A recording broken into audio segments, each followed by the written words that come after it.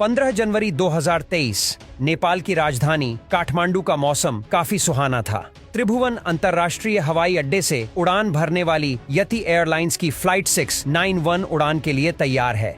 Flight की first officer Anju खातीवाड़ा के लिए भी ये एक काफी खास दिन है, क्योंकि फर्स्ट ऑफिसर के तौर पर इनकी ये आखिरी उड़ान थी, जिसके बाद ये कैप्टन बन जाएगी। पेशे से नर्स रह चुकी अंजू के पति भी एक पायलट थे, जिनकी साल 2006 में दर्दनाक फ्लाइट हादसे में मौत हुई थी।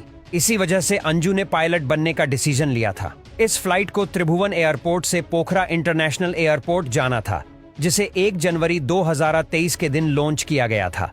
इसे पुराने डोमेस्टिक एयरपोर्ट से सिर्फ 3 किलोमीटर की दूरी पर बनाया गया है। इस एयरपोर्ट पर 2 रनवे हैं, रनवे 12 और रनवे 30, जिसमें से काठमांडू से आने वाली फ्लाइट्स रनवे 30 पर लैंड करना पसंद करते हैं, क्योंकि ये एक स्ट्रेट लाइन है।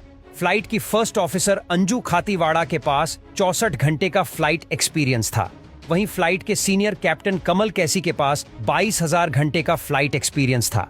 काठमांडू से पोखरा के बीच सिर्फ 150 किलोमीटर की दूरी है, जिसे कवर करने में फ्लाइट को सिर्फ 28 मिनट लगते हैं।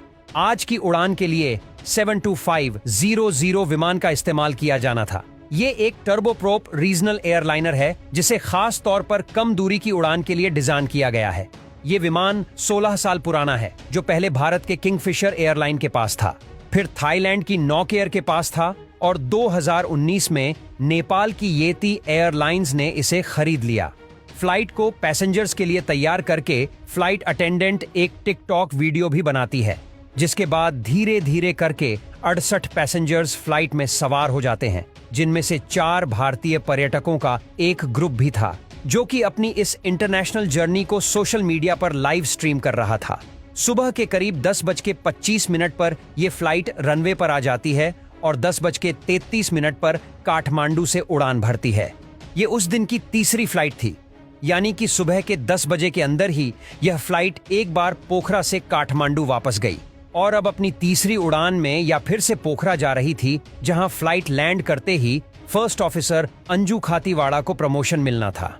आइए अब दोनों पायलट के बीच में बने सेंट्रल कंसोल पर एक नजर डालते हैं, जिसकी आज की घटना में काफी अहम भूमिका होगी।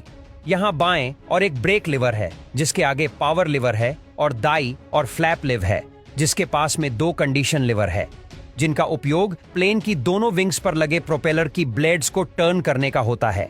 जब लिवर फॉरवर्ड पोजीशन में होता है तो प्रोपेलर फोर्स पैदा करते हैं, और जब इन्हें बैकवर्ड पोजीशन में पुश किया जाता है तो प्रोपेलर टर्न हो जाते हैं और फॉरवर्ड फोर्स पैदा नहीं करता। अब अगर प्लेन टैक्सी